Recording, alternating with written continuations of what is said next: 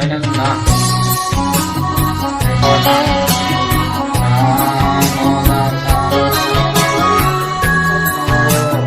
สุขะวันนี้วันดีปีใหม่เข้ามาอวยใส่ให้สุขสำราญมาสร้างแดนนี้ให้เป็นแดนสวรรค์มาสร้างแดนนี้ให้เป็นแดนสวรรค์มาฟ้อนรำกันฉลองวันปีใหม่ความทุกข์ที่เคยประสบจงอย่าได้พบผ่านอีกต่อไปสูญสิ้นเป็นเสียสิ่งที่เศร้ามองใจสูญสิ้นเป็นเสียสิ่งที่เศร้ามองใจเพราะสีวิไลจงได้มาแทนที่ให้ห่างมันเพื่อนเอ๋ยอย่าโศกไปเลยครั้งเดียว1 ปีวันนี้เลิกงามยามดีวันนี้เลิกงามยามดีเข้ามาสวัสดีปีใหม่หากใครเจ็บซ้ำคงคืนขอจงอาบเลื่อนเส้นสุขต่อไปหากได้สุขแล้วขออย่าแค่ขาดไปหากได้สุขแล้วขออย่าแค่ขาดไปขอไว้ใส่ให้ทุกท่านสุขดี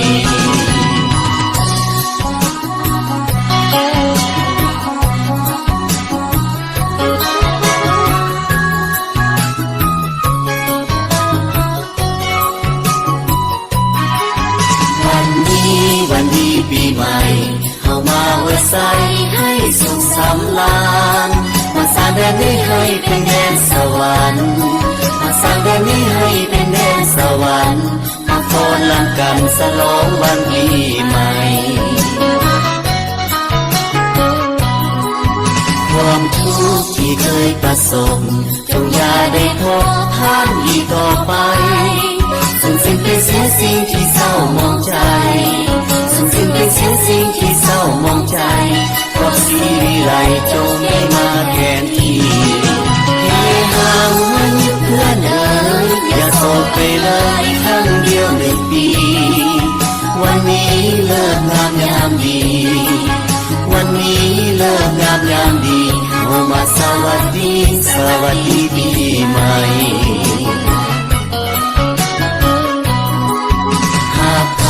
เจ็บซ้ำคงคืนขอจงอาบเลื่อนเส้นสุขต่อไป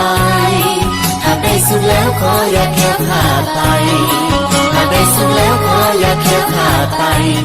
ขอไว้ใส่ให้ทุกท่านสุขดีขอไว้ใส่ให้ทุกท่านสุขดี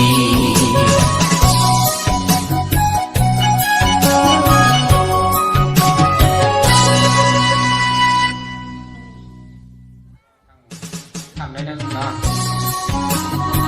ขอทาน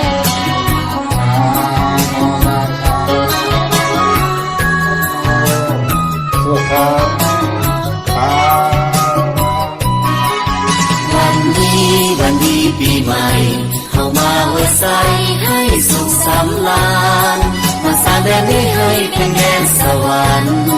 มาสร้างแดนนี้ให้เป็นแดนสวรรค์มาฟ้อนรำกันฉลองวันปีใหม่ความทุกข์ที่เคยประสบจงอย่าได้พบผ่านอีกต่อไปสูญสิ้นเป็นเสียสิ่งที่เศร้ามองใจสูญสิ้นเป็นเสียสิ่งที่เศร้ามองใจเพราะสีวิไลจงได้มาแทนที่ให้ห่างมันเพื่อนเอ๋ยอย่าโศกไปเลยครั้งเดียว1 ปีวันนี้เลิกงามยามดีวันนี้เลิกงามยามดีเข้ามาสวัสดีปีใหม่หากใครเจ็บซ้ำคงคืนขอจงอาบเลื่อนเส้นสุขต่อไปหากได้สุขแล้วขออย่าแค่ขาดไปหากได้สุขแล้วขออย่าแค่ขาดไปขอไว้ใส่ให้ทุกท่านสุขดี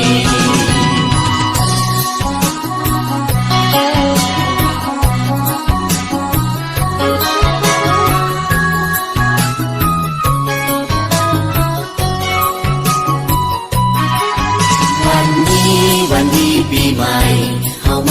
ใส่ให้สุขสำราญมาสร้างแดนนี้ให้เป็นแดนสวรรค์มาสร้างแดนนี้ให้เป็นแดนสวรรค์มาฟ้อนรำกันฉลองวันปีใหม่ความทุกข์ที่เคยประสบจงอย่าได้ทบทวนอีกต่อไปส่งสิ้นไปเสียสิ่งที่เศร้ามองใจส่งสิ้นไปเสียสิ่งที่เศร้ามองใจเพราะสีวิไลจงได้มาแทนที่เฮฮาวันเพื่อนเอ๋ยอย่าโศกไปเลยครั้งเดียวหนึ่งปีวันนี้เลิกงามยามดี